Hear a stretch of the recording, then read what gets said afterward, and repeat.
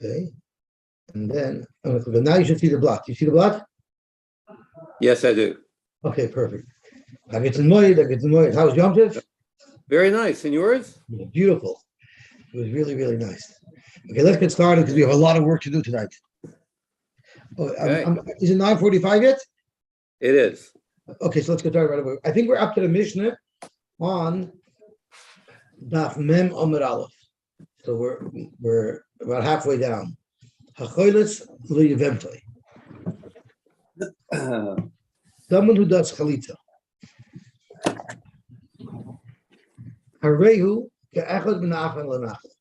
So we know when someone does yibum, he gets all of the assets of the deceased brother. But if he does chalitza, then he's like any other brother and he shares an equal share, but he doesn't lose his share either. V'im yesham av, if the father is still alive, then the chasam shalav, the father yarshins a son before the brothers yarshin them.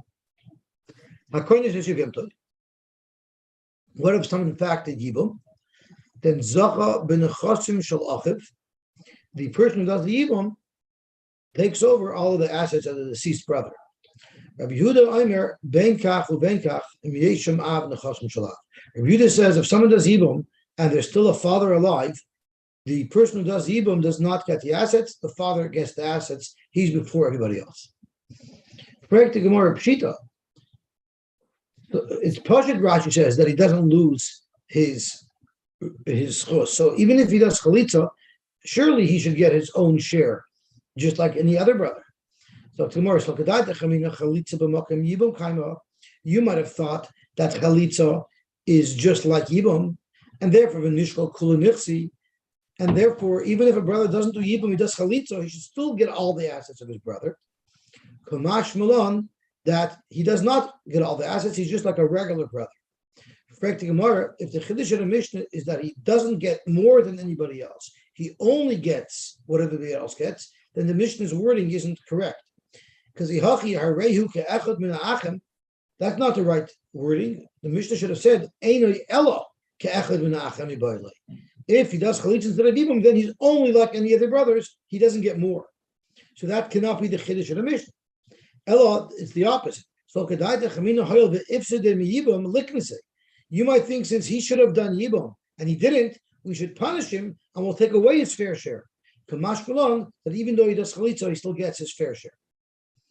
If there's a father that's still alive, the Amar Mar, why is it that a father gets the Yerusha? Because Mar said, Av kodim l'chol yotzi yerechli. The halach is in Yerusha that the father yarshins his son before any of the brothers would yarshin their brother. Hakoni says, if one actually did yibum, then he gets all of the assets of the deceased. My timer, because the pasuk says, Yochim al shem achiv omer rechmana varikam. He did the yibum, he gets his brother's position. Rabbi Yehuda says that if the father's alive, even though the brother did yibum, the father gets the assets. Omer ula halachik Rabbi Yehuda. The halach is like Rabbi Yehuda that the father gets the assets. V'chedomer Rabbi Nafcha halachik Rabbi Yehuda. V'yomer ula v'tem Rabbi Nafcha. My time is Rabbi Yehuda. What is the reason why Rabbi Yehuda holds that if the father's alive, he gets the assets first? The chsiv regarding yibum, it says v'haya b'char asher teleit, the b'char that's born, and we learned already that this v'haya b'char is really referring to the brother that does the yibum, and the oldest one is supposed to do it. So we learn ma b'char, just like a b'char, ein loy b'chaye ha'av. A b'char does not yarshin his father while his father is still alive.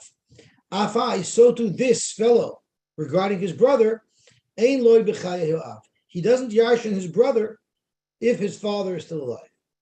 Correct the Gemara, if you're going to compare this fellow to a Bechor, well, then there's more to say about this. There's more to say to us. Maybe you should say, a Bechor, when his father dies, at that point, he gets a double portion in his father's estate. So maybe even though when his brother died and he did yibum, he didn't get an extra chelik because his father took everything. But maybe once his father dies, then he could reclaim the brother's chelik that he didn't get when he did yibum. So Dr. Gemara, it doesn't work that way. Midi yakum al shem aviv ksiv. It doesn't say in the pasuk Yokem al Shem Ovid. If he was going to yashin it from his father after his father died, then he's not yashining it from his brother. He's yashining it from his father, and it doesn't say that in the pasuk. Yokem al Shem Achav Ksiv. So the only time where the Yavim will yashin the brother's estate is at the time of his brother's death when he does Ibum. But if at that time the father was alive and the father took all the assets, then even later on when the father dies, he doesn't get his brother's assets. They're split equally between the remaining brothers. The loyal shame of he's not yashning from his father. Frank the Gemara, well, still let's learn something from the fact that the Torah compares the Yavim to Bechor. Ema hecha the leka av, the lishkol nachla, then this guy mitzvah yibum. Maybe the only time you do the mitzvah of yibum is if there's no father to take the assets of the deceased away, and therefore I get the Yavim gets the assets and the Yavim does the yibum. But hecha the ika av, but if there's a father, and therefore the lashakal nachla, and therefore the person who does yibum would not get the assets of the deceased. Maybe lois iskayim mitzvah yibum. Maybe you wouldn't do yibum at all. So that's not logical to suggest. Midu yibum benachlo tola rachmona. The Torah never said that yibum is hinged upon Yerusha. It's two different things. Yibum you have to do regardless. The if the brother left over assets and there's no father, he would take them. Zok to Gemara. Yosef Reb Chanina Kra. Reb Chanina had a nickname. He was called Reb Chanina Kra because he knew Psukim very well. So they called him Reb Chanina Kra. So he was one sitting Kamed Rav Yanai. The Yosef Vika Amar, and he said over Halacha Rav Yehuda. He said Halacha Rav Yehuda. Rav Yanai didn't like to say that Halacha Rav Yehuda. So Amalei Rav Yanai said Poik Kodi Kariach Lebara. Take your Torah out of here because I reject what you said. And the Halacha is not like Rav Yehuda. And even if the father is alive, it's the Yavim who gets all the assets of the deceased. Ein halacha Rav Yehuda. Now we had another incident. Tani Tama Kamed Rav Nachman. Someone quoted a brisa in front of Rav Nachman, and the brisa that he quoted was Ein halacha Rav Yehuda. So Rav Nachman commented, Amar lei ela kaman. If the halacha is not like Rav Yehuda, who else is the halacha like? Karabanan, like Rabbanan, who say that the Yavim gets the assets. Well, pshita, I don't need you to tell me that. Yochid v'rabim, halacha k'rabim. It's obvious we would pass on like the Rabbanan against a Yochid Rabbi Yehuda. So Amalei Yisamya, should I erase this brisa? Should I cross it out? The brisa that says Ein halacha Rabbi Yehuda. Amalei loy. No, don't cross it out. Don't cross it out because at halacha isanyach, you originally must have heard that the halacha is like. You said a very funny thing. You didn't say halacha k'rabbanan. You said Ein halacha Rabbi Yehuda. That's a little weird way to express it. So it must be that you must have heard someone say that halacha is like Rabbi Yehuda. Umukshu da'akshalach, and you had that shver. How could you pass on like Rabbi Yehuda? He's a yachid, connected a rabbin, and therefore you changed it to say Ein halacha Rabbi Yehuda for avchus. U'l'maid avchus shaper avchus. So since you had to switch because you originally heard otherwise, it makes sense to say this price, and it's not pashut because there were people who said that halacha is like the yachid. So it's worthwhile that a brisa should say Ein halacha Rabbi Yehuda, because in this case it wouldn't be pashut that halacha karabim, because you see there were people who made a mistake. Okay, we're up to the Mishnah now at the bottom of Mem Amud Aleph. Agutavach Benzi. I'm not sure who M is, but Agutavach, or not Agutavach. The Rav said you cannot say Agutavach. Agut Moyed. Okay, so let's see the Mishnah at the bottom. Hachoylitz v'liyevemtay. This Amud is going to be a little complex, but I'll try to keep it simple. Who also we know if one marries a woman, automatically he becomes usher to marry any of her relatives, and there's a whole series of relatives that he's usher to marry, like her sister and her mother. And we learned earlier in the Masechta, many of these are mefurish in the Torah. Oh, Moshe's turn. Many of them are mefurish in the Torah, and it's usher midaraisa. It's also midaraisa for him to marry them, and many women are usher for him to marry midarabana.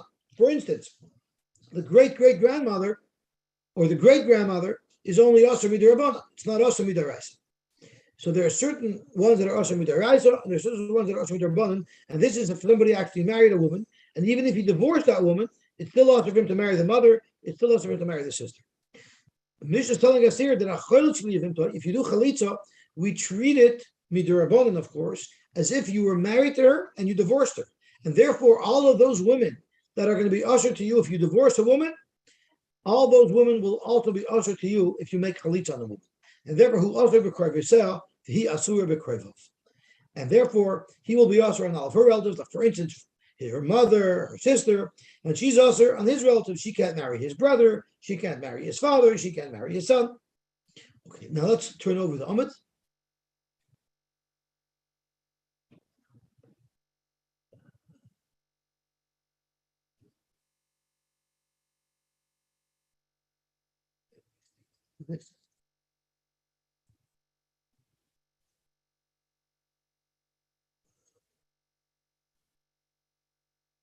Who author be Ima? So he will be author to marry her mother. So now the Mishnah is proceeding to list off those women that had he been married to a woman and he divorced her, he would be author to them midaraisa. Now that he only did chalitza on her, he's author on all these women midarabanan. So who author be Ima? He's not allowed to marry her mother. Uba aim Ima and her grandmother, and these are all deraisa. Uba aim Avia, she's not allowed to marry. He's not allowed to marry her grandmother from her father's side. Uba Bita, he cannot marry her daughter. Uba Bas Bita, and the granddaughter through a daughter. Uba Bas Bana, and a granddaughter through a son. Uba Achaisa, he can't marry this woman's sister either. Bisman Shikayemes, only as long as this woman is alive. Thank you. If the Chalutza is alive, then he cannot marry the sister. Once she dies, he would be allowed to marry the sister, just like a regular case of sisters. The Achin, what about his brothers who didn't do Chalitza? He was the one who stepped up to the plate and made the Chalitza. All his brothers didn't do the Chalitza. So what's their status? They're Mutarim. So we only say that he is considered as if he was married to this woman and he divorced her. But the other brothers, they don't have any of these restrictions. That's so far the women that he can't marry. What about the men that she could not marry? The he asur ba'aviv, she may not marry his father, uba'avi aviv, or his grandfather, ubivnoi, or his son, ubiven benoi, or in his grandson, ba'achiv, his brother, ubiben achiv, or in the son of his brother, like a nephew. However, period. So that's tells us the status of this relationship with him and this woman who's with Chalutza. She's usher to all of his crimes.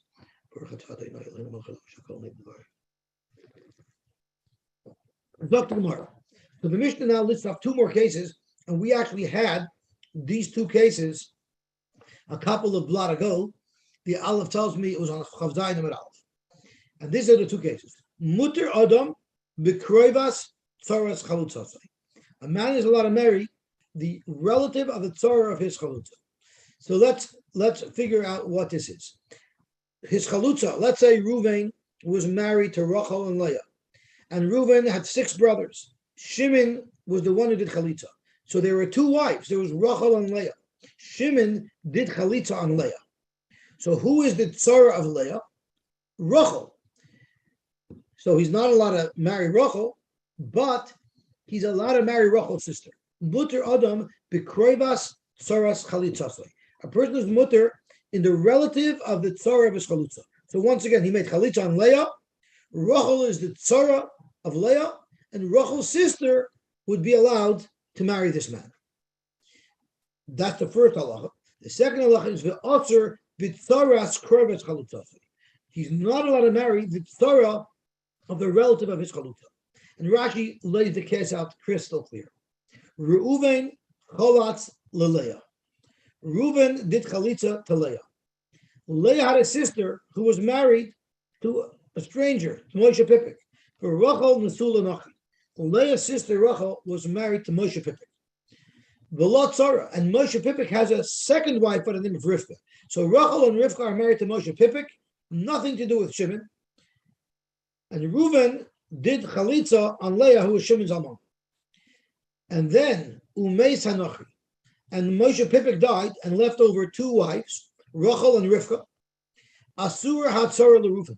Reuven, who did chalitza on Leah, isn't even allowed to marry the tzara of Rachel, who has no shaykhs to him whatsoever, which is mind-boggling. The time of Mefarish Gemara, the Gemara is going to explain the reason for such a thing. Zok the Gemara. Iboilu. Godru shniyas bechalutza oilai. So let's stop for a second. If someone was married to a woman and he divorced her, there's many women we mentioned that are usher to him midaraisa, and then there's a whole bunch of women that are also to midarabana. So the question is, surely all the women that are usher to someone who he divorces, if he divorces a woman, all the women who are usher to him midaraisa are for sure usher to a woman who does chalitza. But what about the women that if he divorced his wife, he would only be usher to them midarabana, like a great grandmother? Would that also be usher by a chalutza? Or maybe since the whole chalutza is midrabanan anyway, we're only going to usher for the chalutza those that would be deraisa if it was his wife. So that's what the Gemara's question is. Ibayluhu gozru shniyos bechalutza oiloi be'erva deraisa. If someone was married to a woman and divorced her, where all of the arais are usher to midaraisa, there gozru b'hurabanan shniyos. There the Rabbanan added extra women that are also to this man, midirabbanan, like the grandmother, great-grandmother. But maybe bechalutza legazu Rabbanan shniyos. But maybe by chalutza, where the base iftar is only midirabbanan, maybe they didn't go so far to answer those extras as well. Or no, all the women that would be usher to a woman, to a man who divorced a woman, all those women that would be usher to that man would also be usher to someone who did chalitza on a woman. Tashma, let's bring a raya from our very Mishnah that we just quoted. Our Mishnah says, "Who altered be'ima, ube'emima?" He's also to marry this woman's mother and this woman's grandmother. But the ilu aim ima, the great grandmother of this woman, loikatani. Ima and aim ima are alter midaraisa for someone who divorces a woman. But aim ima, the great grandmother of the woman who he divorced, would be mutter te midaraisa, but also te midarabana. And in our Mishnah, we were discussing the prohibitions of the chalutza. It mentions aim and aim ima, which are the isurim deraisa, but not the great grandmother aim ima, which is the rabbanan. So shouldn't you have a proof from the glaring omission that by a chalutza they didn't answer it? So it's not a right. Dilma hainu time of the leitani. The reason why I didn't mention that aim ima is also usher is because of something else the Mishnah said. The Mishnah in the Seifa says that only the brother that did chalitza has these restrictions, but all his other brothers, they could marry anyone. V'itana aim ima, if one of the cases of the Mishnah would have also been aim ima, this woman's great grandmother, then hava mina ha'achen mutarin dafka be'aim ima. We would have not applied the words of the Mishnah that says Achen Mutarin to all of the restrictions of the Mishnah. We would have only applied it to the one most lenient one, which was Aim Ima. Abo Ba'aim Ima Uve'ima Loi. But the other Isurim mentioned in the Mishnah, maybe those would be also to the brothers. So that's why the Mishnah omitted that more lenient case, so that we'll be sure that when the Tana says the Achen are not restricted, we'll understand that they're not restricted at all. For Gemara, there's a simpler way that the Tana could have done this. For listening, aim ima. For listening, achamutarin bikulam. All the Mishnah had to do was stick in one extra word, bikulam, and then I would know that the achan isn't only mutter in that last case of aim ima, which is more lenient. Rather, the Tana would expressly say that the brothers are mutter and all these women. Zok Gemara kasha, no, you have a good kasha, but that's not going to face us. So we're still with the same question. Are shniyos also to someone who did chalitza on the woman? Tashma, let's try from another case in the Mishnah. He asura be'aviv, she may not marry the person who did chalitza's father, uba be'aviv, or the grandfather. Katani miyah. We learned. Now, before we go by there, aviv and aviv, there's actually two avenues. There's two routes why she would be usher to marry the father of Shimon who did the chalitza, or the grandfather of Shimon who did the chalitza. One reason why she would be usher to them is because it's the father and the grandfather of a man who did chalitza on her. But guess what? It's not a coincidence that Shimon's father is the same person as Reuven's father, because if Shimon did Yibam, they were obviously brothers through their father. So she might not only be usher to Shimon's father and grandfather because Shimon made chalitza, she's also usher to them anyway because she was once upon a time married to Reuven. So now the Gemara is analyzing what is the reason why this woman is usher to marry the father and the grandfather. Katani miya avi aviv. My love mishum choylitz. Let's say the Isser is because of the choylitz, the Havi like kalas benoi, which works out to the daughter-in-law of his son. Because let's use generations. Reuven was married to this woman Leah. His father is Yaakov. Yaakov's father is Yitzchak. Why would Yitzchak be also to marry Leah? Because Leah is the daughter-in-law of Yaakov. It's kalas benoi. Kalas benoi is not also midaraisa. Kalas benoi is only also midarabana. So you see that kalas benoi is also midarabana. So the reason why Leah cannot marry Yitzchak is not because Shimon made chalitza on her and she's kalas benoi through chalitza. Rather, it's because Leah was married to Reuven, really married to Reuven. So she was really the daughter-in-law of Yaakov, of Yitzchak's son. So therefore, you don't have any proof of shnius over here, because here we're still dealing with a relationship that came from a real marriage. Tashima. Let's look at another case. Ube ben Benoy. She's not allowed to marry the grandson of Shimon. My love. So Shimon is the one who did chalitza on her. Reuben is her late husband. So she's not allowed to marry the grandchild of Shimon. My love. Mishum choylitz. Let's say, what's the relationship that prohibits her from marrying Shimon's grandson is because Shimon made chalitza on her. So what would be the Isser? To have a law, Eishes Avi Aviv, right? Let's think about it. Shimon's chalutza is Leah. His grandson, if you look at this relationship from the grandson's perspective, Leah is his grandfather's wife. And that's exactly what we're saying over here. To have a law, Eishes Avi Aviv. The grandsons, from the grandson's perspective, Leah is the wife of his grandfather. So you see that once again, the wife of a grandfather is also only also midrabanan. So once again, you see they ask even isurim midrabanan. So Aktamar lo mishum isna v'hava lo mishum eishes achi aviav. So Aktamar, no, we're not coming with an isur because of chalutza. We're coming with an isur because she was married to Reuven. So let's think from this guy's perspective. My grandfather is Shimon, and this is Shimon's wife, right? But this is not Shimon's wife because we want the issue because of Reuben. So my grandfather is Shimon, and Shimon's brother Reuben, this is Reuben's wife. So this is my grandfather's brother's wife. So again, Shimon is the grandfather, and Shimon's brother is Reuben, who was the deceased, and this woman was Reuben's wife. So it's my grandfather's brother's wife. So Dr. Gemara, the reason why in this Mishnah it's also for her to marry Shimon's grandson is because she's the wife of the brother of the grandfather of this person. Zog to Gemara, that works out really well. The problem is on Daf Chaf Aleph, we actually had a machlokes. What is the halacha? Are you allowed to marry your grandfather's brother's wife? So think about it. Everybody is a great uncle. If your grandfather has a brother, that's your great uncle. Are you allowed to marry your great uncle's wife?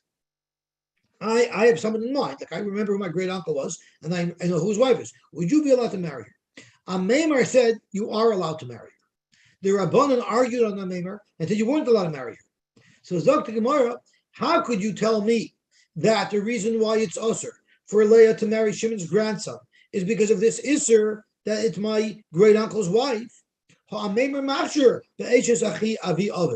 If you go back to Daf Chaf Aleph, you'll see that our Maimar said that in fact there is no Yisur D'Rabbanan. It's muter lechatchila for a man to marry his great uncle's wife.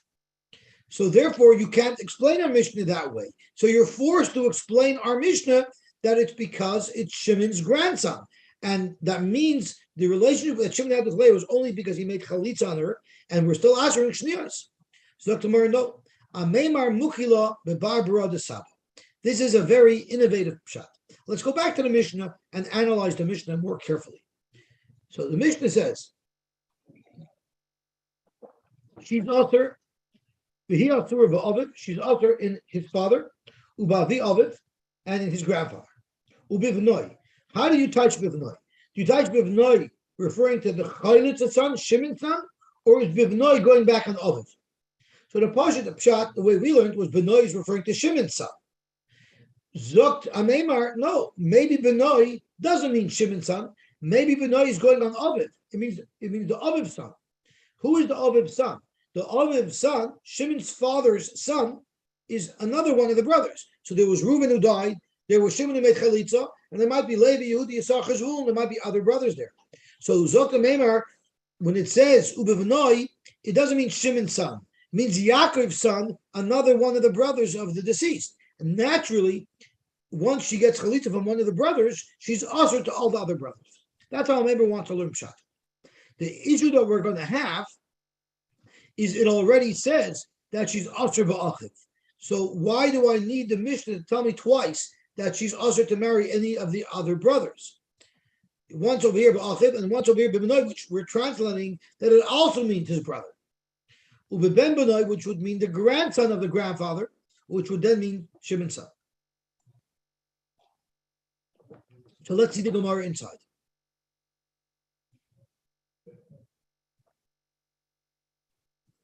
The Gemara says over here, Ben Benoit, my love mishum chaylet stavela eshes avi aviv. So Gemara mishum misna favela eshes achi avi aviv. Frek Gemara ha meimer machsher beeshes achi avi aviv. So Gemara a meimer mukila bebar brother saba. A meimer will learn the Mishnah that we're talking about the son and grandson of the grandfather. Frek Gemara ihachi hainu achiv uben achiv. That his brother and his nephew, which are both already listed independently in the Mishnah. When it says Echov in the Mishnah, it means his brothers through his mother. When it says Aviv ubenoi ben benoi, that's referring to his brothers from his father's side. Tashma. Now we're going to reach out to another brayso, not our Mishnah. The Tani Reb Chia said, there's many different women that are usher to someone who does chalitza. Arba midivrei Torah. 4 of these women are usher to a person who would have divorced his wife, midaraisa. But Arba and 4 of these women who are usher to someone who does chalitza were only usher to someone who did gerusha midivrei sofer. So before I even get to the Gemara's raya, just this heading tells you something very important. The Arba midivrei sofer. 4 of the women that are usher for the chaylitz to marry would have been usher midirabanan only to a man who would have divorced his wife. So isn't this black and white that they ushered by a chaylitz even women that are only usher to a garush midirabanan? It seems to be a very good raya. But the Gemara is going to end up explaining, similar to what we just learned before, that those relationships aren't because of Shimon the chaylitz. Those relationships might be because they're still affected by the fact that she was once married to Reuven, similar to what we said a moment ago. So now let's see what the cases are. There's Av, Benoi, Achiv, Ben Achiv. Those are all usher midivrei Torah. Those are all usher to a man who marries a woman and divorces her. All of those men would be usher to midaraisa. Then there's Avi Aviv, his grandfather, which is only midarabanan. Avi Imai, and his grandfather from his mother's side, again, is only usher midarabanan. Ben Benoi, his grandson, Uben Bitoy, and his grandson from his daughter. Midivrei Soifim, those are all usher only Midivrei Soifim, even to a man who was actually married to a woman and then divorced her. Katanivia. Let's go back and analyze each case individually.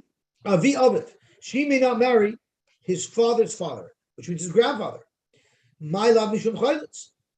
Obviously, why would it be usher to marry his grandfather? Because he did chalitza on her. So we treat him like they were married and divorced. And what's the issur of marrying his grandfather? It's kalas benoi, because she is the daughter-in-law of the grandfather's son. Like we said before, Yitzchak has a son Yaakov, who has a son Shimon, who made chalitza on Leah. So Leah is the daughter-in-law of Yaakov, who is the son of Yitzchak. And once again, this is a relationship based on the chalitza. So K'mar mishum misna davle kalas benoi. It's also, the reason why she can't marry Yitzchak is because not only is she the daughter-in-law of Yaakov because she got chalitza from Shimon, but she's also the daughter-in-law of Yaakov because she was actually married to Reuven. And that's why it's also for her to marry Yitzchak. Tashma, let's try another one on for size. Avi imay, my love mishum chaylitz, davel kalas bitoy. This is exactly the same as the case before. Tashma, ube ben benoy. She's not allowed to marry his grandson. My love mishum chaylitz. Let's say once again, it's because of the relationship she has with Shimon who made chalitza on her, and therefore she cannot marry Shimon's grandson. What's the problem with marrying Shimon's grandson? Because from the grandson's perspective, it's my grandfather's wife. And we know the wife of your grandfather is only usher to you midirabana. And if this is only a relationship of chalitza, then you have a raya that even the rabbanon the keisur shniyos is also usher by a chalitz. The prohibition here is because of Reuven, who died. Because this is now the wife of my great uncle. The same sugi we discussed earlier. She is the wife of his great uncle. That's why he cannot marry her. But didn't we just say that a memar allows one to marry the wife of his great uncle? So you cannot say the prohibition here is because of Reuven. Because of Reuven, it wouldn't have been Nasr, even Midirabana. Dr. Gemara, so a memar is forced to learn that the relationship here that makes it Asr is the relationship with Shimon, who made Chalitza on her, and it is Shimon's grandfather. So Dr. Gemara, a memar mukim lo mishum chayletz v'kasavar gazru shnius b'chalutza. So according to a memar, we have proof positive, in fact, that the Rabbanan were gazru by Chalutza, not only those women who are Asr midaraisa to someone who divorces his wife, but even the Shniyos who are only Asr midarabana to someone who divorces his wife, even those women will be Asr to a Chalutza. Now, we have a raya according to a memar. So let me ask you a question. Imagine I come, Rebbe Lowy speaks, and he says a chiddush to a heter, and he's matter a certain thing. And I get up right afterwards, and I announce to the whole shul, this is mutter. You know why? Because Rabbi Kerzner said it's mutter. That's a little bit insulting. Would you not agree? Yet here, the Gemara had a perfect raya that kasavar gazer shnis bechalutza, and the Gemara completely ignores the raya and looks for another raya. So it's a little bit unusual, and we're going to see the reason for this soon. Tashma. Ben Bitai. It's also usher for her to marry his granddaughter, his grandson, that came through a daughter. Again, my love, Mishum Chaylitz. The relationship is because Shimon made Chalitza on Leah, and this is Shimon's granddaughter. This is Shimon's grandson. Ta'abala Eshes Avi Imai. That would work out to the wife of my grandfather, my maternal grandfather. But once again, you have a raya, they were going to Shniyos by Chalutza. So maybe the Isra here is because of the relationship with Reuven. This is the relationship of my great uncle. But how is it my great uncle? It's my grandfather, my mother's father, his brother. That's my great uncle. They didn't answer this, even though the Rabbanan might argue on the Meimar. By my great uncle, if it's my father's father's brother, but if it's my mother's father's brother, everybody agrees they weren't geyser. So if they weren't geyser, the only reason why it could be also here is because it's a grandfather's wife, and it's based on the relationship of Chalitza with Shimon, Ushmamina, Gazru Shniyas Bechalutza Shmamina. So the question here is, like I mentioned before, is it not disrespectful to a Meimar to ignore him? So this is a question that Tosfos asked on Daf Chof Aleph Hamid Beis, where the Gemara discusses a Meimar. And Tosfos says, from the fact that the Gemara ignores a Meimar here, proves that the Gemara paskins that the halacha is not like a Meimar. And therefore, the Gemara didn't want to rely on a raya that we're bringing from a Meimar, because we don't paskin like a Meimar. It must be that we don't paskin like a Meimar, and that's what the Gemara wanted to bring another raya. The Baltic. Now we finished with the complicated Gemaras. From here on, it's going to be very easy. Mutter Adam. So the Mishnah said, let's go back up to the top. Mutter Adam v'kroivas tzaras chalitzasai. Again, his chalutza is Rachel, or his chalutza is Leah. Leah is the chalutza. Now, there was another wife that Reuven, that the deceased had. We'll call her Rachel. They weren't sisters. Leah and Rachel. So Rachel is the tzara of Leah. Rachel's relative is mutter to the person who did chalitza. So since Shimon did chalitza on Leah, he's allowed to marry Rachel's sister because he didn't do chalitza on Rachel. So let's see the Gemara. Amar Rav Tuvi bar Kisna, Amar Shmuel, Haba al tzaras chalutza, havlad mamzer. What if somebody does bia on the Tzara's Chalutza.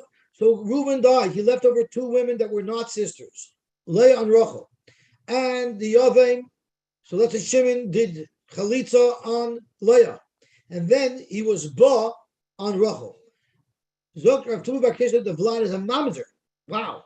My timer, because he's through her kaima.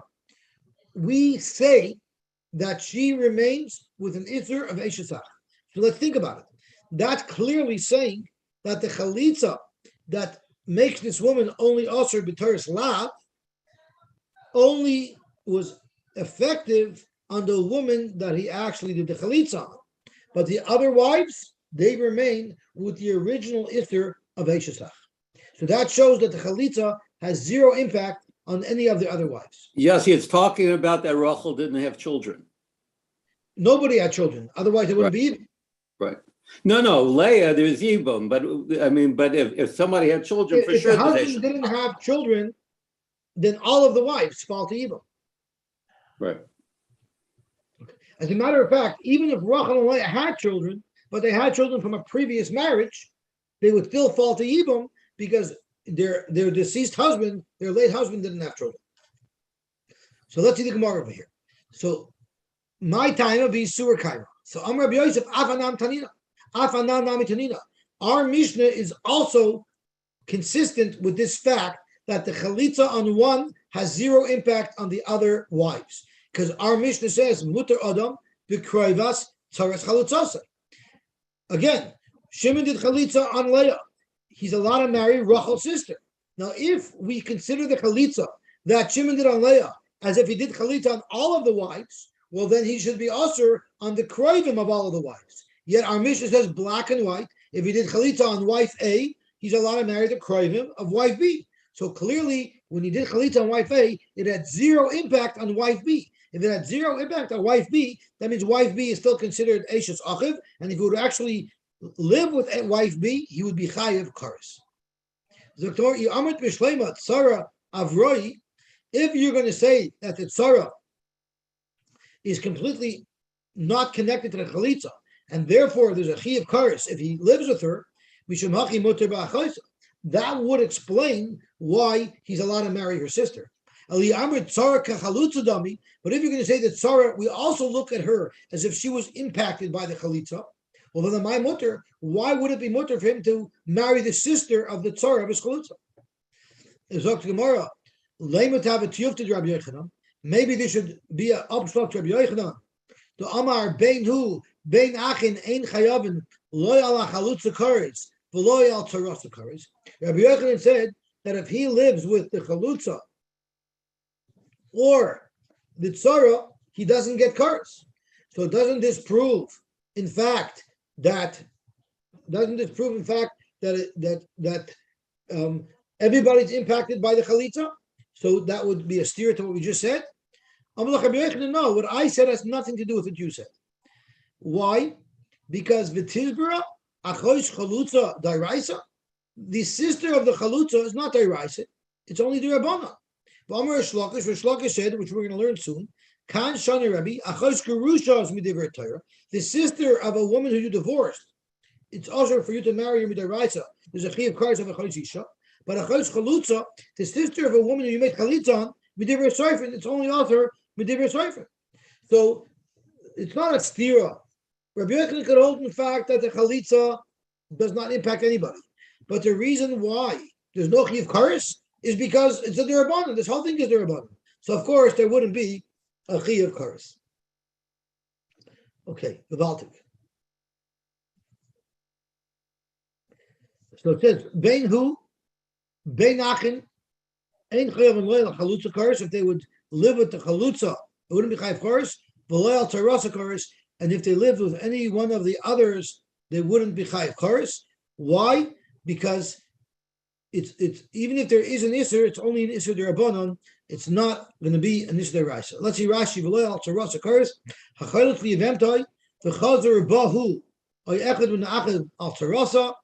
There is no Chiyav Kares because it's all Derabanans. Okay.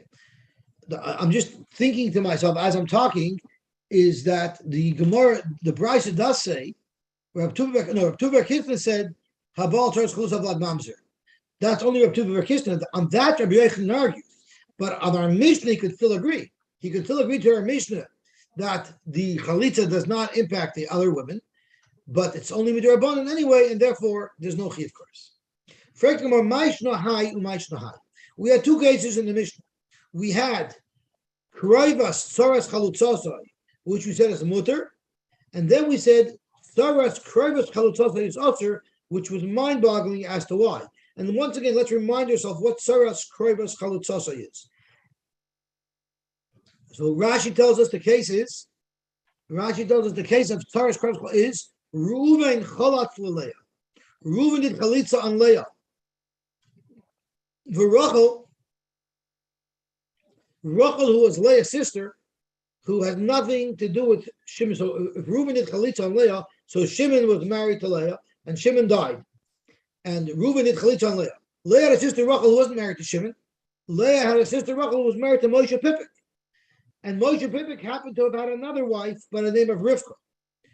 So the halacha is, not only can Reuben not marry Rachel, who's Choitz Chalutzosoi, he cannot marry the tzara of Rachel, who is married to Moshe Pippik, which has no connection to her whatsoever.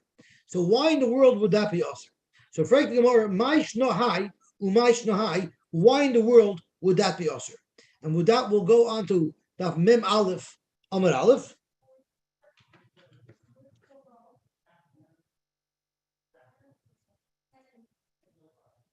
Look, I'll tell you why. When a woman goes to get chalitza, who does she take with her for moral support? Will she take her co-wife, who she probably squabbled with all those years, or would she take her sister-in-law?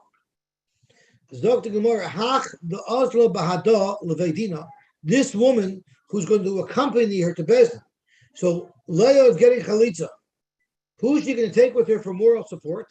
She's going to take with her sister Rachel. The sister Rachel is who we're worried about.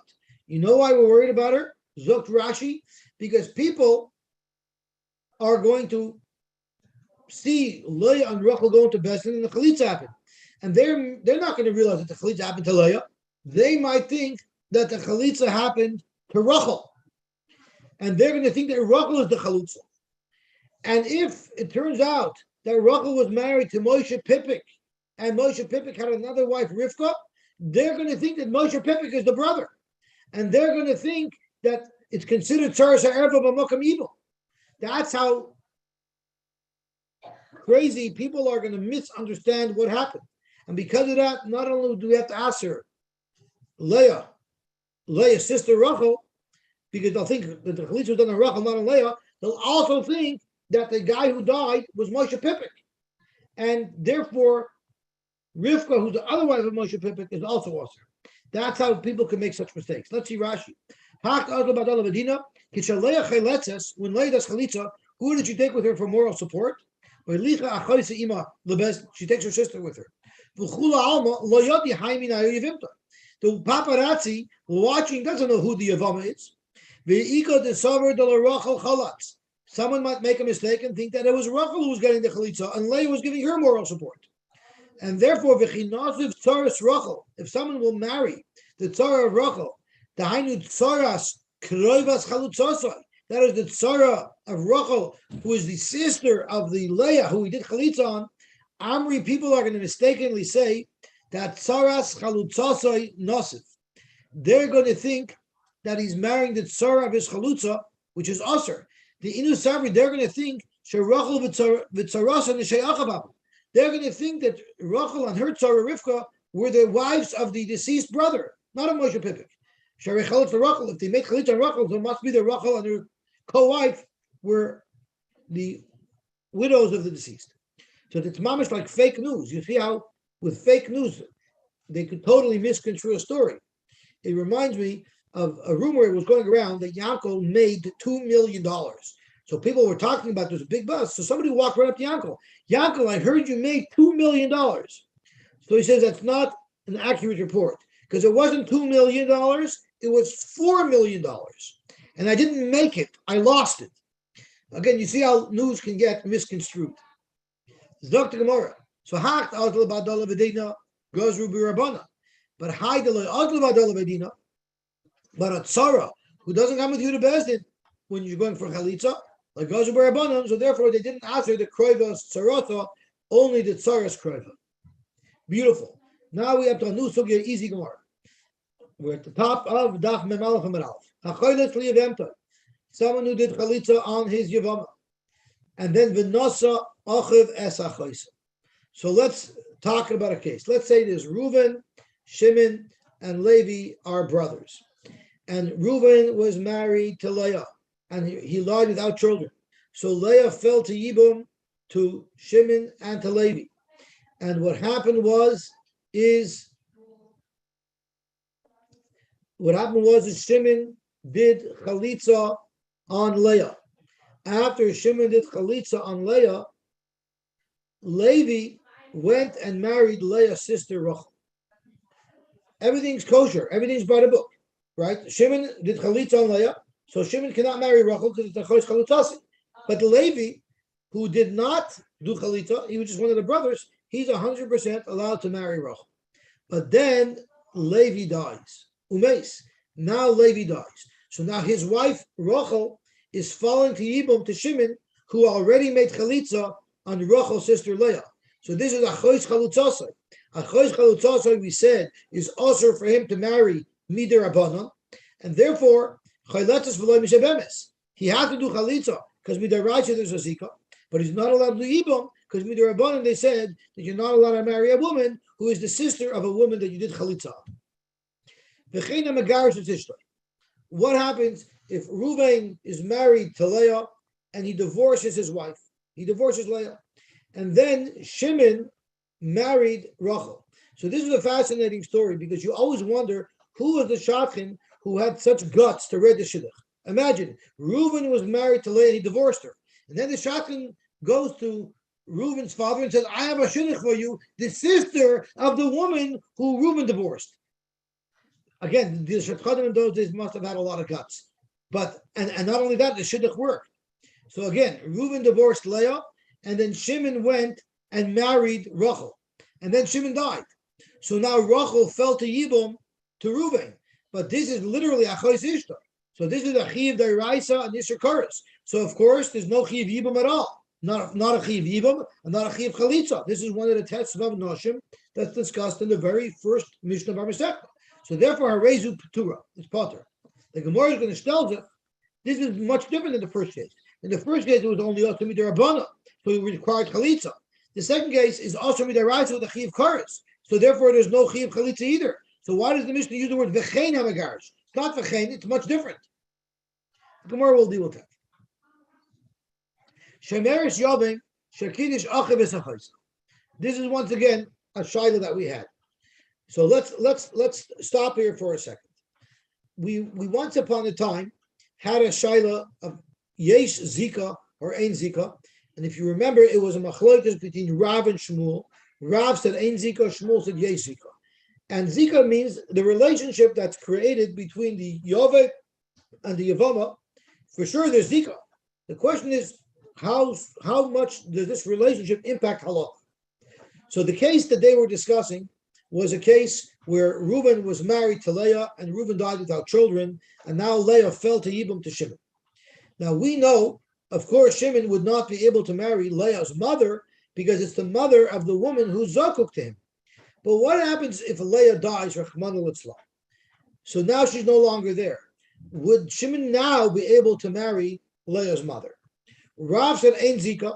Wasn't really a marriage, and therefore once Leah dies, Shimon would be allowed to marry Leah's mother. But on the other hand, Shmuel said, no, Yesika. And even though Leah died, there was a marriage, it was like a marriage ishtikel. And therefore, he's permanently usher, Shimon is permanently usher to marry Leah's mother. Now, in that particular case, it was a strong zika. Why was it a strong zika? Because there was only one brother. Reuven died and Shimon was the surviving brother. So it was a strong zika because it's only Shimon. What if Reuven had 10 brothers? Then the zika to Shimon wouldn't have been so strong because who said he's going to marry her? Maybe it'll be one of the other brothers. So it's logical to say that when there's only one Yovim, that's a stronger zika. Now we're going to discuss a shaila that involves Yesika, but Yesika when there's multiple brothers, and we're going to see that Rabbi Yehuda ben Beseira, which we already learned about him, Rabbi Yehuda ben Beseira says that even when there's multiple brothers, the Zika is still strong enough to have an impact on Allah. So let's look at the case. So once again, let's start with three brothers, Reuven, Shimon, and Levi. And Reuven is married to Leah, Rahman al-Islam, and he dies. And now Leah is an almana, and she falls to Yibum, to Shimon, and to Levi. And what happened is Levi, instead of waiting and not doing anything because we have to deal with Leah, he went, Levi, wrongfully and made Kedushin on Leah's sister Rachel. So what did he do right now? Now he for sure cannot do Yibum on Leah because it's a Chayzishta. He already made Kedushin on Rachel. So that is their case over here. Shemeres Yavim, Shekidish Echav es Achayz. Leah was the Shemeres Yavim, and Levi, one of the brothers of the deceased, did Kedushin on Rachel, who was Leah's wife, making Leah now into a Chayzishta, which means Levi can no longer be a candidate for Yibum or Chalitza. So Mishum Rabbi Yehuda ben Beseir Amru, he has a problem because he made Kedushin, but he didn't make Bia yet. Is he allowed to do Bia? If he does Bia right now, it's considered Achois Zikasai, because his wife Rachel is the sister of a woman who has fallen to him to Yibum. So if you hold Ein Zika, big deal. He's married to this woman. The woman who is Leah is not relevant to him. Let him go and be boiled his wife. Rabbi Yehuda ben Beseir says not so fast. Oimrim loy hamting, you're not allowed to be boiled your wife.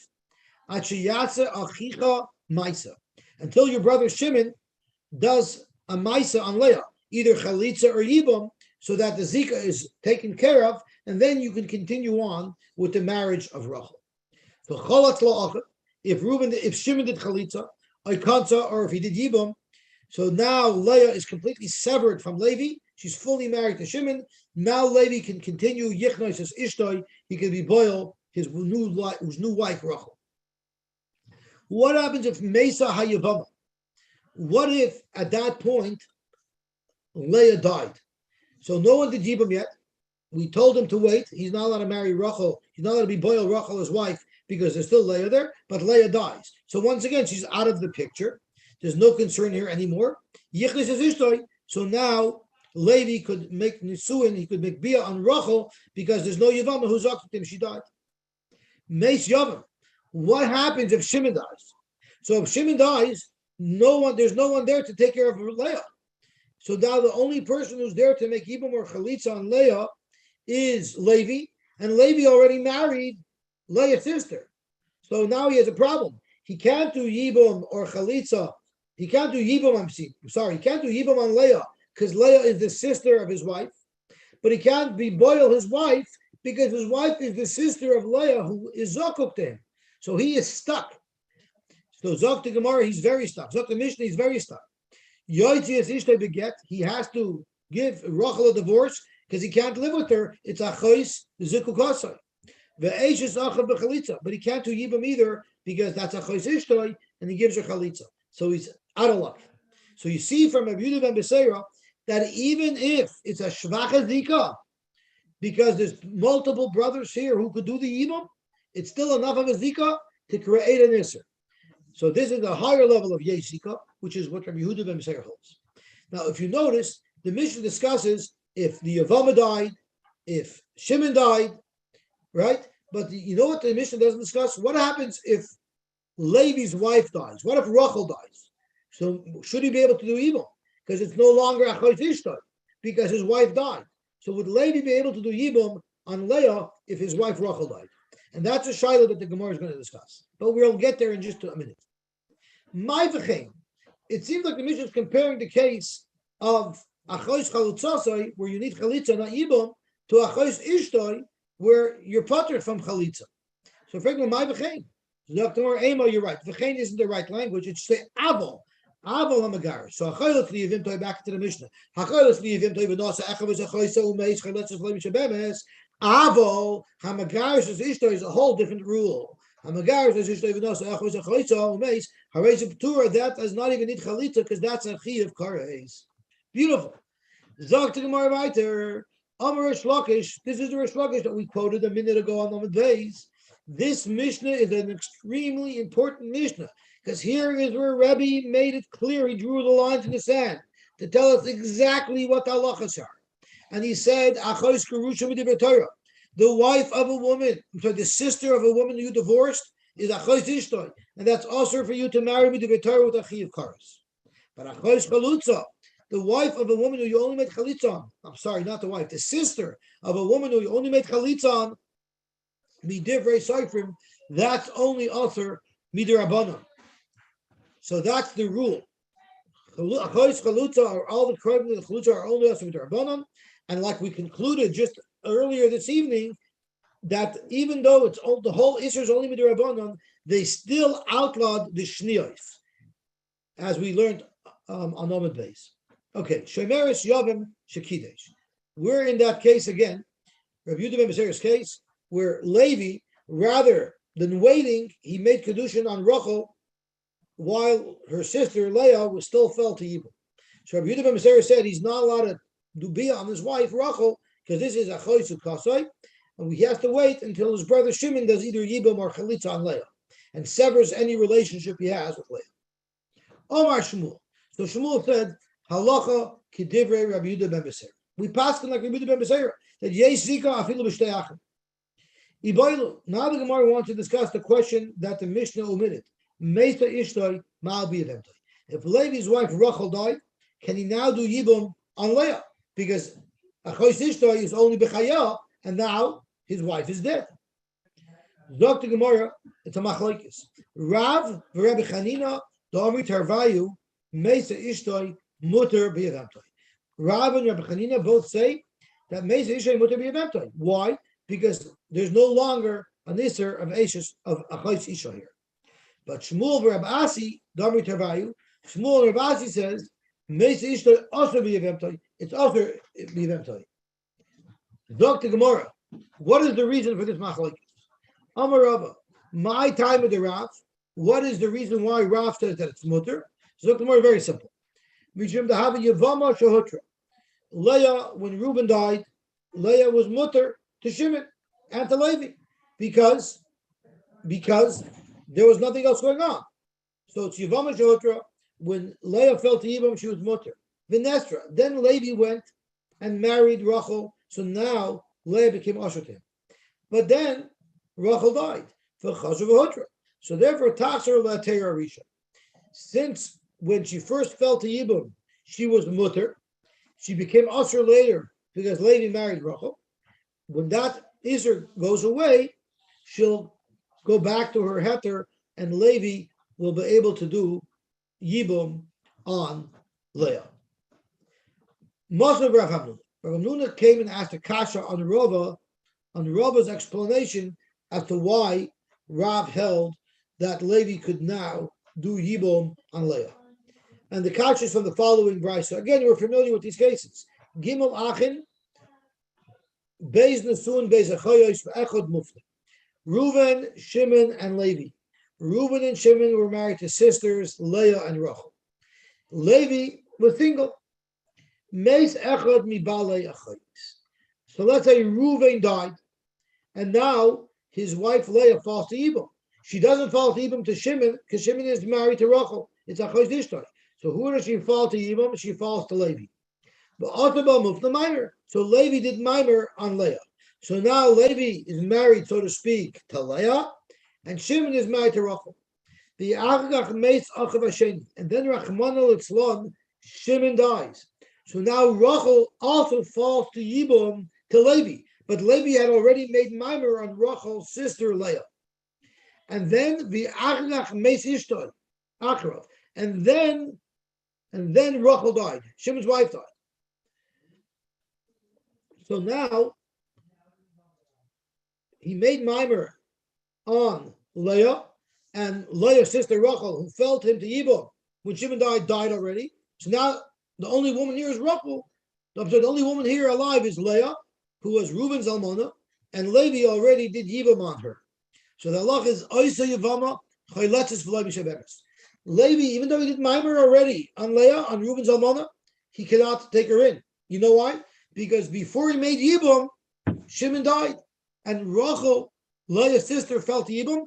It became two sisters, and that assured him. So even though when Leah first fell to Yibum to him, he was mutter, it doesn't matter. Since the Isser came later, because Rachel fell to Yibum to Levi, he could no longer do Yibum. Frank the Gemara, if you hold like Rava's explanation of Rav, that if it started off mutter, once the Isser goes away, they can do Yibum again. So Vamai, Tabaki Yevamos Shahutra, this woman who Levi did mimer on was mutter to him. Leah was mutter for him to do mimer on. V'nesra, and when Shimon died, and now Rachel fell to Yibum to Levi as well. Now Leah becomes Aser to Levi, but because of Hutra, after Rachel died, now Leah once again is mutter for Levi to do Yibum. So why don't you say Tachzar la Teira Harisha? So you have a raya from this brisa against Rava and I guess against Rav. So Rav Hamnuna asked this kasha to Rava, and Ishtik, Rava did not respond. Ilu that Rav Hamnuna stumped Rava. Levasa Denafik, after Rav Hamnuna left, feeling all proud of himself that he, so to speak, slogged up Rava by bringing a brisa that very clearly says not like him. Amar, the Talmidim said, Amayloi Amritlei, why didn't you deflect Rav Hamnuna's kasha by saying Rabbi Lazarhi? The brisa that you quoted that says once there's an Isser, the Isser remains, that's not mainstream. That's Rabbi Lazar, who's a radical Shita, who we don't paskin like. So sure, there might be a brisa that says that, but that's not how we paskin. That belongs to Rabbi Lazar, who's a radical. The Amar Kivin Sha'amda Love Sha'achas Be'Isser Nesra Lavailamas. If she becomes Asr at any time, she remains Asr forever. But we don't know like that. Now we need to get clear what was the case that Rabbi Lazar was talking about. And this is the case. Reuven married Leah, and he divorced Leah, and then he married her again. So let's think for a second. When Reuben was married to Leah, at that point, had he died without children, Shimon would make evil. But then Reuben divorced Leah. Had Reuben died after he divorced Leah, Shimon would have been usher to marry Leah because of Eshes Achiv, and there's no Yibum there because she was divorced at the time. So there was an Isser to do Yibum. And then Reuben married Leah again. So Reuben in 1990 divorced Leah for a year, married her in 1991. And then in 2020, 30 years later, Reuben dies without children. Zokt Rabbi Lazar, Shimon can't do Yibum. You know why? Because way back when, even before there was even a Zika Yibum, once upon a time in ancient history in 1990, she was a Grusha. And at that point, she was permanently ushered to Shimon because of Eshes Ach. Therefore, now he cannot do Yibum. Because the Rabbanan hold, of course, Shimon could do Yibum. Because when she fell Yibum, when Reuben died, he was married to her. So of course she falls Yibum.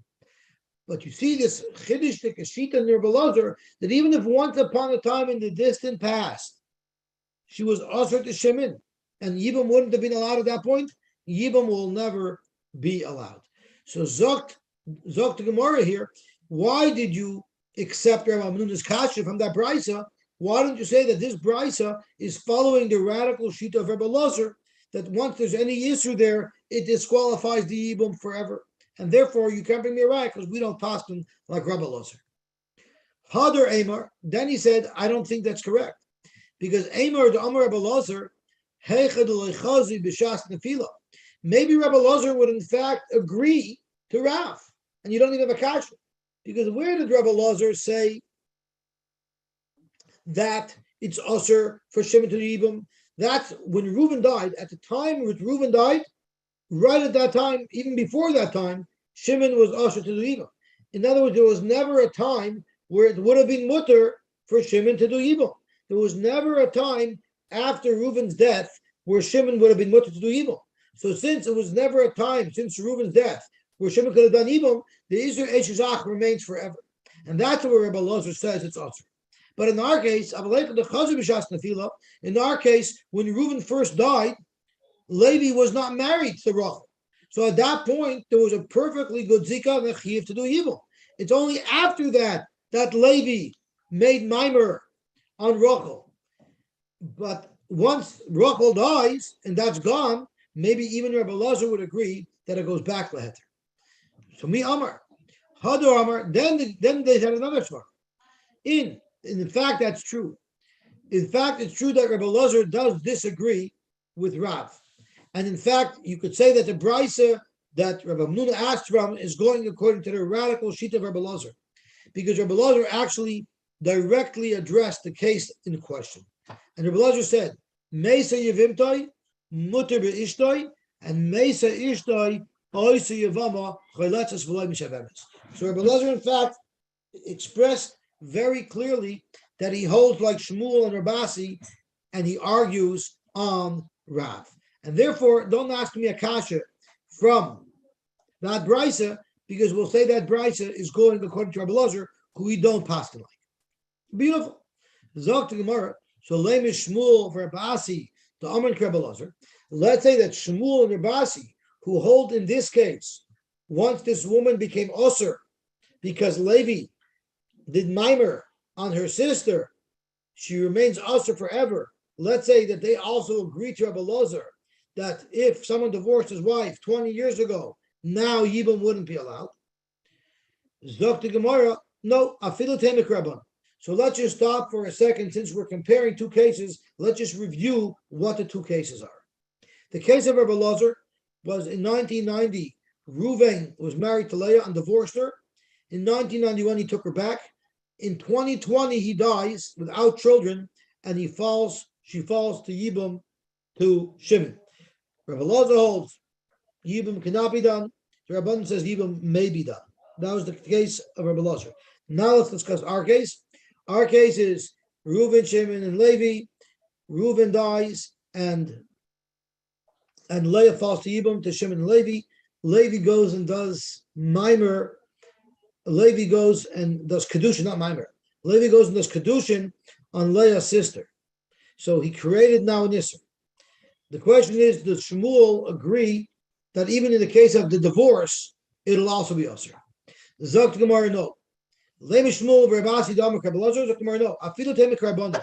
Even if Shmuel would agree with the Rabbana that in the case of the divorce that happened 20 years ago, that wouldn't disqualify Yibam now, still he would hold that in this case it's Isser. Why? Because Adkan like Kamifil the Rabbana led Rabbi Elazar. Do you know why the Rabbana hold that the divorce from way back when, from 1990, doesn't impact the Yibam of 2020? Because there was no Isser, the period of Isser was long before the Nefila of Yibam, before the Zika even occurred. But during the entire period that the Zika occurred, meaning after Reuven died, there was nothing there that would have made it Isser for Shimon to marry Leah. And therefore, maybe Shmuel and Rabasi agree to the Rabbanon that in that case of divorce, Shimon may do Yibam on Leah. But Aval Hacha, the Itzer over here, an Itzer occurred after there was an active Zika. So maybe Shmuel and Rabasi only hold there's a problem with Itzer if the Itzer occurs when there's an active Zika. And therefore, here, Afilu Rabbanon Maidu, even the Rabbanon will hold by the case of the divorce that there's not a problem. That's because the psul wasn't there during an active Zika. The psul of Gershon happened long before Reuven died. But over here, where the psul of Achos Ishtoi occurred after the Zika, while there was an active Zika, there it permanently passes, and Levi will never be able to do Yibam on Leah. Period. And now we're getting to really easy Gemara. Let's go to the last Mishnah on Daf Mem Aleph Amar Aleph, which will be very yishmak and easy. A woman who falls Yibam, they shouldn't be Yibam nor Chalitza for 3 months. Now it's obvious why they shouldn't be Yibam for 3 months, because just in case she's expecting, there's no Chiyav Yibam, but could be a Chiyav Koros. We're going to have to get an understanding why Chalitza shouldn't be done, and that's the Gemara is going to discuss.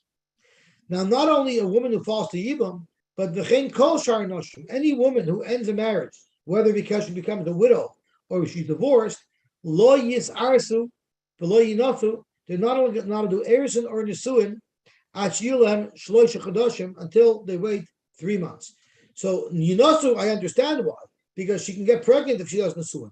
But why Lo Yisarsu? She can't become pregnant. So the answer to that is it's Xera Erison not to Nisuin.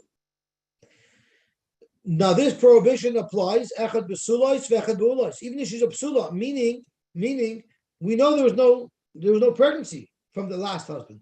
It doesn't matter. It's a loy plug. V'echad beulois, echad gerushos v'echad almonos. Say if she was divorced or widowed. Achad nesuois v'achad arusois. Now if you think about it, nesuois is beulois and the arusois is besulois. And in fact, the Gemara is going to say that. Rabbi Yehuda is mekel.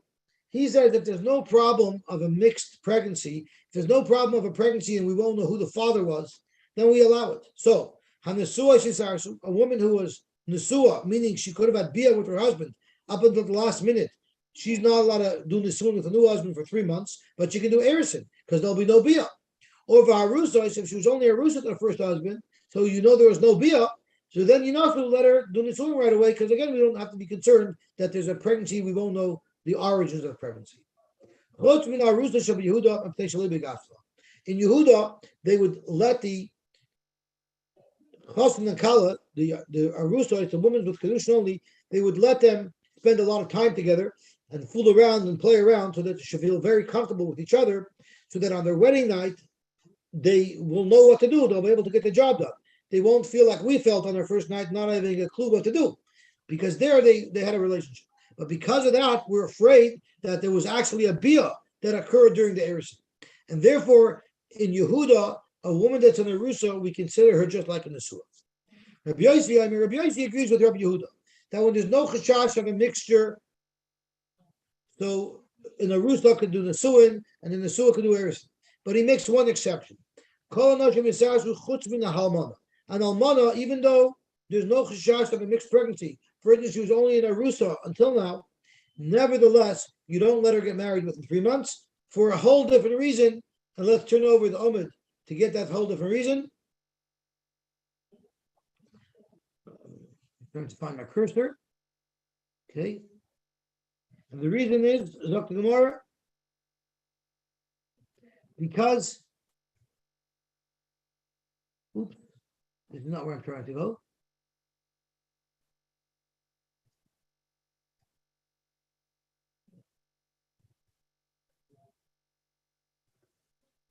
This is where I'm trying to go. 1 second. No, this is not where I'm trying to go either.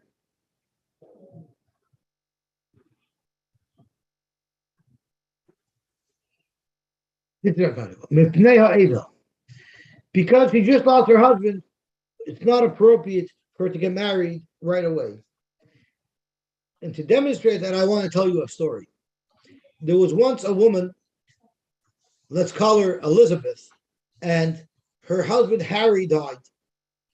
And her good friend knew that she wasn't really so in love with her husband, and they didn't really get along.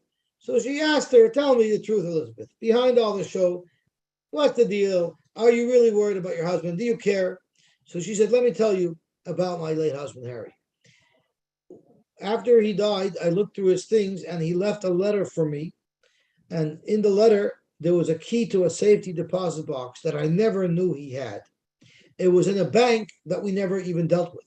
And he writes, Dear Elizabeth, please take this key, go to the safety deposit box, and over there, please follow all the instructions that I left for you there. So her friend says, what a lowlife, this Harry. He had who knows what type of hidden savings he had. He never bought you gifts. He never took you on vacation. He never cared about you. And look at all the money he had. So tell me what happened by the safety deposit box. Well, I went and opened up the safety deposit box, and there were 3 envelopes with cash in the safety deposit box. Oh, what a lowlife your husband was. He had all that money, and he didn't even ever give you any of it. Tell me about those envelopes. Well, the first envelope said on it, casket. And I opened it up, and just how much was inside there? There was $5,000 inside the envelope. So her friend says, what a lowlife your husband is. He never bought you gifts. He never took you on vacation. He never cared about you. But for his own casket, he was going to spend $5,000. Tell me, what did you do with that money? She said, very simple. I bought him a casket for $100, and the remaining $4,900 I put into my widow's fund. Okay, and what was in the next envelope? Well, the next envelope said rabbi. And how much was in that envelope? Well, I opened it up and there were $5,000 in that envelope. What a lowlife your husband was. $5,000 for a rabbi for a funeral, and he never bought you anything, and he never took you on vacation, he never cared about you. What did you do with the money? She said, well, naturally, I got a rabbi for $100, and I put $4,900 into the widow's fund. And what was in the third envelope? The third envelope was labeled stone. And how much money was in it? She said $25,000. She says, what a lowlife, $25,000 for a stone?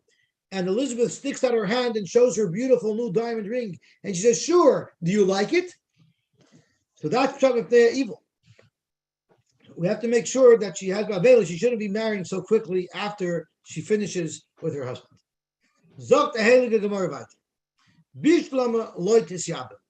I fully understand why for the first 3 months she cannot do Yibum. Because Shema Yia Havlad Ben Kayam. What if there's a child there, she's pregnant, and she's not Mechuyev in Yibum, and if she does Yibum, V'kapaga be'isur eshes ach da'iraisa. Rachman al-Tzlon, this is a chiv kares. So that's logical. Why don't we let her get chalitza? Let her get chalitza during the 3 months. We won't let her marry yet, but at least let her get the chalitza, and then after the 3 months, she'll be married. So this should be an obstacle to Rabbi Yochanan. If you remember, several blot ago, we had a machlokes between Rish Lakish and Rabbi Yochanan as to whether or not if you do chalitza on a mi'uberes, if it's a good chalitza. Rish Lakish said no, and Rabbi Yochanan said yes. And if you remember, the Gemara said that we paskin, the Gemara brought a raya from a brayso to Rish Lakish, we paskin that the chalitza of mi'uberes does not work. And the Gemara said this is one of the 3 cases where we paskin like Rish Lakish. And if you remember, the other 2 cases one of them was if a guy was about to die and he doesn't want the normal Yerusha channels to dictate where his money goes, and therefore he writes his assets to different people. Rish Lakish shows in the star he has to use the word matana to every individual gift that he gives to each person. He can't have once in the star the word matana, and everywhere else he uses the word Yerusha. Whether every individual gift that he gives to any individual person has to be specified matana. That was one halacha of Rish Lakish, and the third halacha of Rish Lakish that the Gemara said there we paskin like is if a man gives his child his field la'acher misasar. So we say he has a kinyan peiros, the father, because he eats the peiros until he dies, and the child is a kinyan guf. And the shiloh was if you say kinyan peiros ke kinyan guf, tell me or not, what happens if the son will try to sell it before the father died? So those were the 3 Rish Lakishes. But the Rish Lakish that we're talking about is the Rish Lakish that we brought a ride to, that we paskin like, that says if you do chalitza within 3 months on the muberes, it's not a good chalitza. So for Gemara, do you have a ride from here against Rabbi Yochanan to Rish Lakish, Tamar chalitzas muberes shma chalitza? For Gemara, why are you asking that? Didn't we finish with that sugi already? Didn't we already bring a riot to Rish Lakish? Why do you need to dig this up again? So tomorrow, because let's have another kash. Why? Because let's say someone figures out a teretz to the riot that we brought back on Lamed Hey. This is another kash on him. So even though we already slugged him up, if there's other rayas against him, we should bring those up as well. Dr. Anyway, you don't have a raya from our Mishnah against Rabbi Yochanan. Lo, really over here the chalitza would work. So why don't you let him do chalitza? What are you going to do if the vlad survives? If the vlad survives, then the chalitza that he made really didn't do anything because she was anyway not mechuyev in yibum because she had a child. But people are going to think that she had chalitza, which means she's also to a kohen. And if she wants to marry a kohen, they're going to have to announce that this woman's chalitza wasn't really a chalitza. Dilma ika da'avoy b'chalitza v'lehava b'achroza. I'm sorry. You're going to need now, if she wants to marry a kohen, they're going to have to make a special announcement that she was never a chalitza. The chalitza was never a real chalitza because she had children. So big deal. So let them make that announcement. Why is that such a big deal? So tomorrow it's a big deal because Dilma ika da'avoy b'chalitza v'lehava b'achroza umifsalua min hakahuna. Maybe there will be someone who was by the chalitza, but not by the achroza, and they won't let her marry a kohen. They won't let her marry a kohen. Now, we had a similar shash to this a couple of blood ago. And there the Gemara said, the problem is not they won't let her marry a kohen. The problem is when she marries a kohen, there's going to be someone out there that's misinformed that thinks that a chalutza could marry a kohen. For some reason here, the Gemara changes it a little bit. The Achronim speak about why. Anyway, Tenech Almana. I understand an almana. In other words, if she fell to Yibum and she was an almana, I understand she would have been able to marry a kohen, and therefore, in order for her to marry a kohen, she needs a churus. But what if she was a grusha? Now, of course, a grusha doesn't get Yibum. What it means here is before she was married to this husband who died without children, she had a prior marriage who she divorced from, which means she's anyway usher to a kohen. So now, a woman who's anyway usher to a kohen, what's the problem with this chalitza?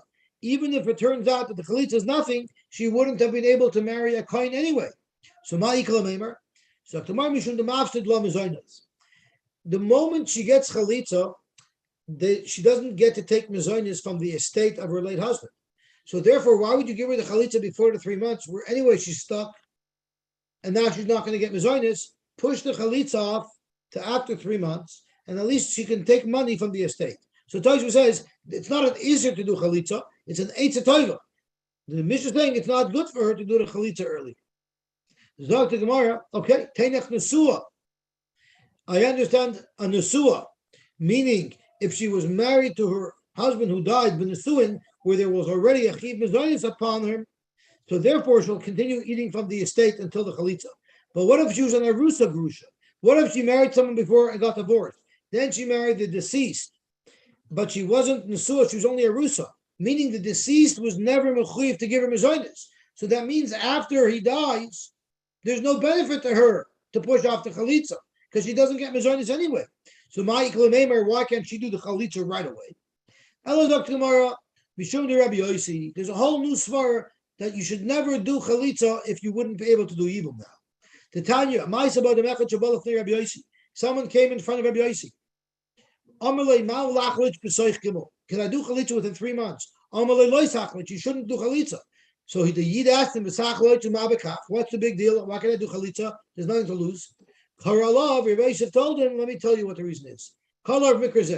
It says in the pasuk, when do you do chalitza? If you had the option to do yibum and you decided not to. But if you wanted to do yibum, you could have. So we learn from there. Since right now, in this situation, you wouldn't be able to do yibum, we say you shouldn't do chalitza. But about that will work, but we're saying you shouldn't do it. So Reb China asked the kasha on this one. A bride says women that are suffix, we don't know yet what the suffix is, we'll get to there in a second, but the halach is they get chalitza and not yibum. My tzveika. So what exactly is the case of suffix? Ilema suffix kedushin. So let's have a look. Ruvain married a woman, but it was a suffix kedushin. So he threw her the kedushin, and it was suffix karav loy, suffix karav law. That's a case of suffix kedushin that we had earlier in the Masechta. So we're not sure, is Reuben married to Leah or is Reuben not married to Leah? And then Reuben dies without children. So the question is Leah going to fall to Yibum for Shimon? If Reuben was married to her, then Shimon is mechuyev in Yibum. If Reuben is not married to her, then Shimon is not mechuyev in Yibum. Correct Gemara, over there you're going to tell me that Shimon has to make chalitza? Amai lo misyabma, so let him make Yibum. Tisyabim v'em b'kachum. Think about it. If it was a good kedushin, well then Shimon is going to do Yibum. And if it wasn't a good kedushin, then there's no Yitzhak Shesach, because Reuven was never married to this woman. So why shouldn't Shimon make Yibum? And regardless, there's no problem, and maybe it's a mitzvah of Yibum. So that cannot be the case with the Brisa tells us that a suffix is chol says. Rather, elav safek shekidish achas mishtei achoyis. A man married a woman, but he doesn't know which sister he married. There's two sisters, he doesn't know which sister he married. They asked him, I don't understand, you're marrying a woman, you don't know who you married? He said, no, because both of them had a rich father, so it didn't matter. She doesn't know which woman he made kedushin on. And in that case, for katani chaletzes. So here, he couldn't have done yibam on any one of these women, because one of these women is achois ishtar. So one of the women he couldn't have done yibam on. So again, a Reuben married Achaz b'Shar and he dies. Shimon cannot do yibam on any woman because each one might be the sister of the woman who fell to yibam. And it says chalitza. So you see, even though you can't do yibam, you could still do chalitza. So that's not a kasha. Hachiyashta. Hasam, in the case of the two sisters, he could do yibam on the right one without a problem. For instance, im Yovi Elio v'Yoymar to Hakidesh. Let's say Elio came and said, it's sister A that the Kedushin was on. So then Bas Chalitza v'Yibami. Then he would be able to do Yibam or Chalitza on sister A. But Hacha, im Yavi Elio v'Yoymar Dahala Abra, even if Elio came and said that this woman is not pregnant, she still has to wait 3 months before you can do Yibam. Mi Mashkach Bevi Abinila, we wouldn't rely on Elio and Navi and let him make Yibam. You know why? Because the Isra of 3 months applies even to a woman who could not have possibly been pregnant. And we're going to see later on in the Gemara, Haketana de lav bas iaburehi, a ketana who couldn't be pregnant anyway,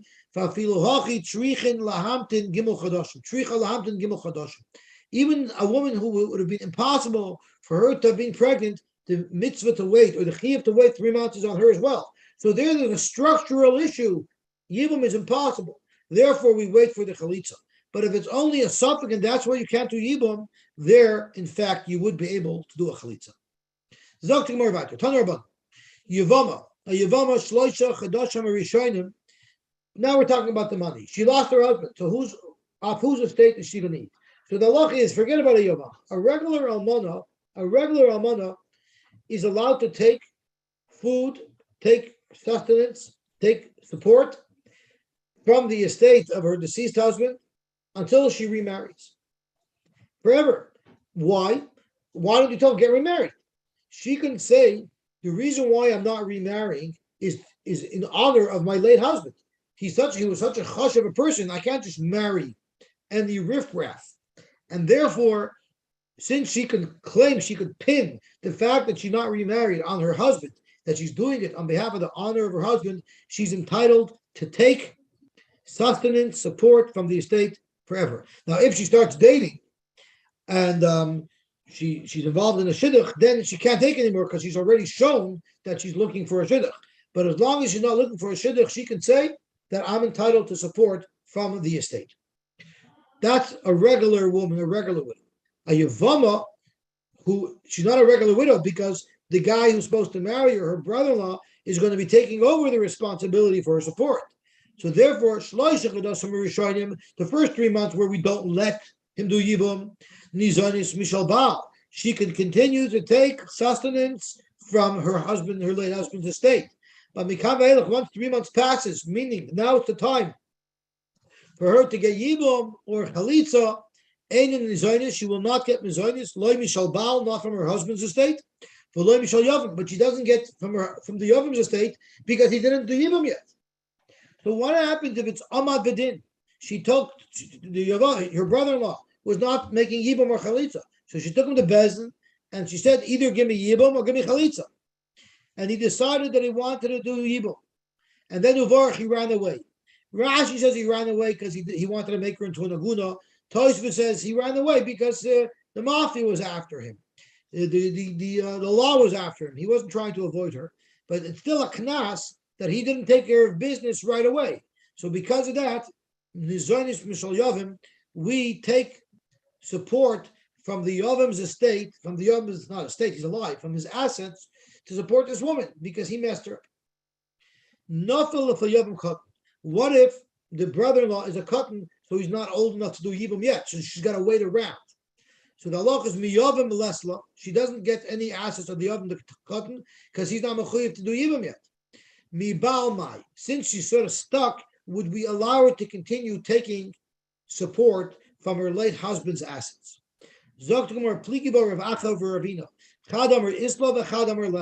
One says yes, one says no. The law is she doesn't get any assets from her husband, meaning she's stuck without any money. Because Mishamaya Kansua, we say that the heavens are punishing her. She lost her husband and she doesn't even have any means of support. So I'm thinking to myself, how would a dayan say such a cold, hard, difficult psak that you're out of luck? So it reminded me of a beautiful story that everybody knows with the Rabbi Yosha Ber being the Beis Halevi. A man came to him Erev Pesach and asked him a shaila, am I allowed to be Mekayim the mitzvah of arba koises with milk? And he right away took out money and he gave him like $200. So his Mishamshim asked him, why would you give the guy $200? So he doesn't have wine. So how much does wine cost? $20? Why are you giving him $200? So the Beis Halevi said, think about it. If he wanted to use milk for the arba koises, that means he didn't have meat. So he can't even afford meat. And it's not enough that we should give him for wine, we have to give him for meat as well. So I'm assuming when the Pesach would tell her that she has no support, he'd give her $500, $1,000, or whatever money she would need to survive. A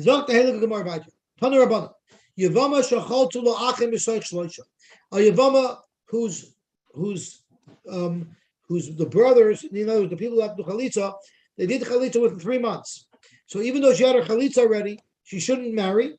Rather, tzricha lahamtin shloisha chadashim, she has to wait 3 months. But the 3 months you count, so Rashi, miyoy misa, not from the day that the chalitza was done, rather from the date that her husband died, because it's all about making sure that she wasn't pregnant. Dr. Gemara weiter.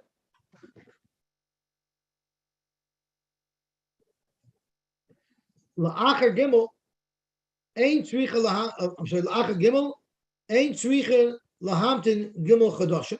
But if the chalitza was done after 3 months, you don't have to wait another 3 months, because the 3 months is only from the death. Havi, you see from here that a gimel chadashim she'amru is mishas misas habal v'loy mishas chalitza sayavim. It's all about when her husband died the last time where she could have become pregnant. When the chalitza was done was not relevant. Frek the Gemara, ma'ishnomi get. Why is it different than a get? Now the halacha is once someone writes a get, even before he gives the get to his wife, he's no longer allowed to have relations with her. And if he does, the get is no longer valid. It's called a get yosha.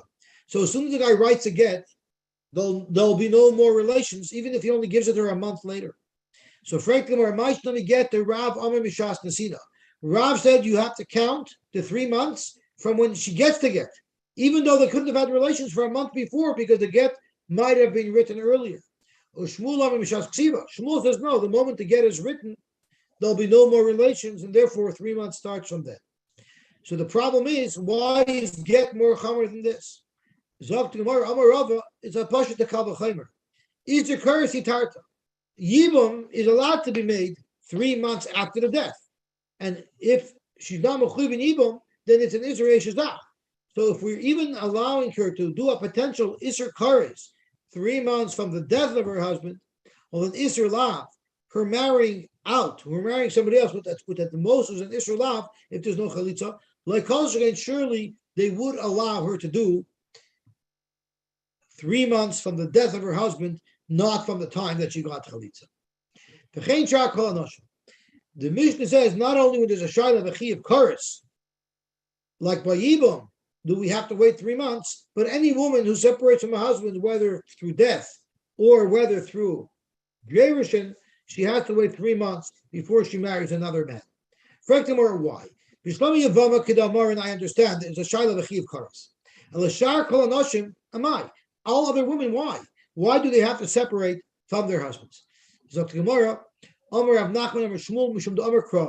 The pasuk says, "Liyais lecha lelokim ulezaracha acharecha." Zok the pasuk, Amar de Gechidish lahavchin bein zar shel rishon lazar shel sheni. We want to be able to know who the father of this child is. Why? Because if we don't know who the father of this child is, there will not be hashras hashchina on this child. Let's look at Rashi, L'zaracha acharecha. If you look at the end of the if you look at the end of Rashi, I'm sorry, at the beginning of Rashi, Rashi says something mind-boggling. She'ein hashchina shayra elo al havadoyim shezaroi miyuchas acharov. Shechina is only shayra on the person who we know his yichus, we know who his parents are. If we don't know who a child's father is, the Shechina is not shayra on him. Unbelievable. That's the first shot. Zok the Gemara, Matzav Rava, Frekt Rava, if that's the reason, it says in the Brisa, a ger and a geyeris. Lefichach ger v'geyeris, shrichen lahamtin gimel chadashim. So a man and a woman are married, they're not Jewish. They become Jewish together. They have to refrain from relations. They have to make sure there's no pregnancy for at least 3 months, because we want to know if this child was born from them before they were Jewish, was conceived before they were Jewish, or if the child would have been conceived after they were Jewish. Here there's no question of who the father is, because it's the same father. So if the whole svar is you need to know the father of the child, why by a ger and a geyeris do they also have to stay apart for 3 months? I'll tell you why.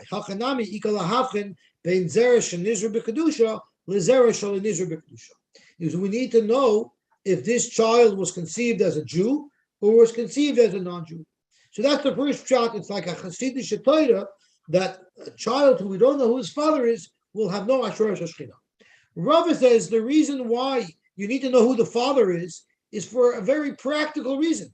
Because if you don't know who this father of this child is, if it's the first husband or the second husband, it could lead to some severe isurim.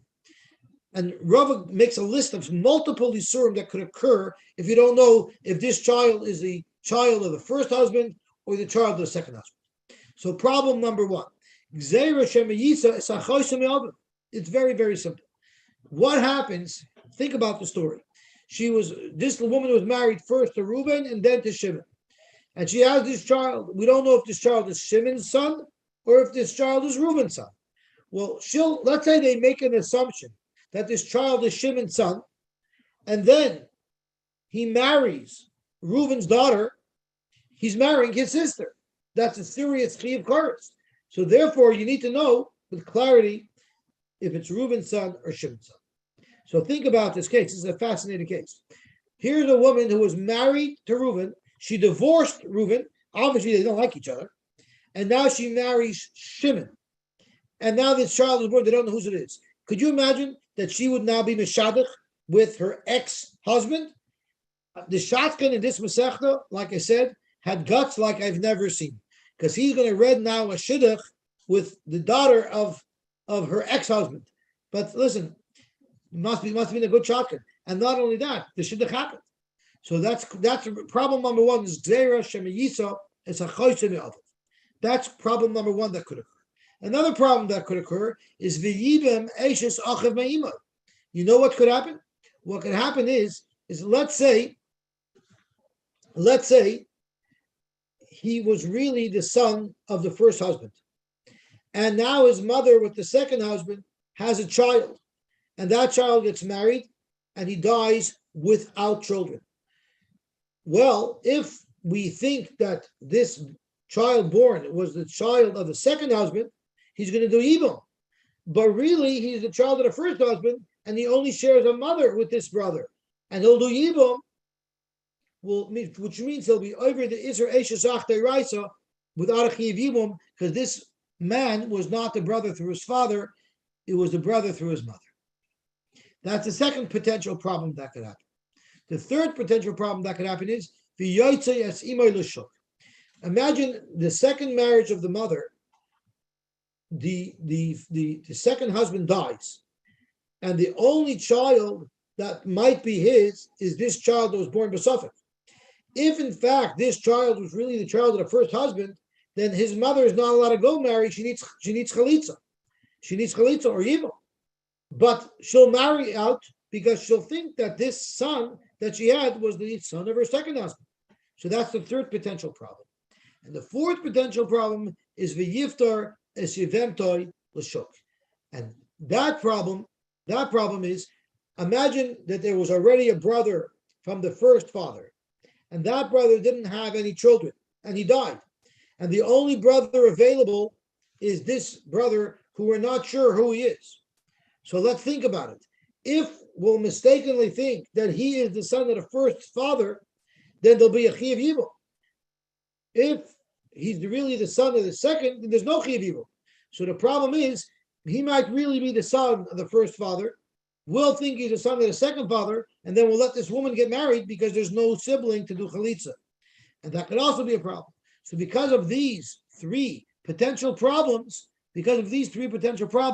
which are Shema says or V'yibim Meshazachav Me'imai, or V'yoytes Himel Shuk, or V'yiftes Yivemtai. So it's four potential problems. For these four potential problems, we don't allow a woman to remarry for at least 3 months after she finished with one husband to make sure that we will be able to clearly identify who the father of each of these children are. And we'll stop here, Be'ez Hashem Yisbarach. Thank you very much for joining tonight. I really appreciate it. And it was a Geshmaka Gemara. And I want to wish everybody a Gittin Moed, a Geshmaka Listig and Leibedik and Yom Tov. We should have a wonderful, wonderful Yom Tov. We should be zeicha this Yom Tov to see Mashiach. Shkoyach. Shkoyach, Gittin Vach. Shkoyach, amen. Good night.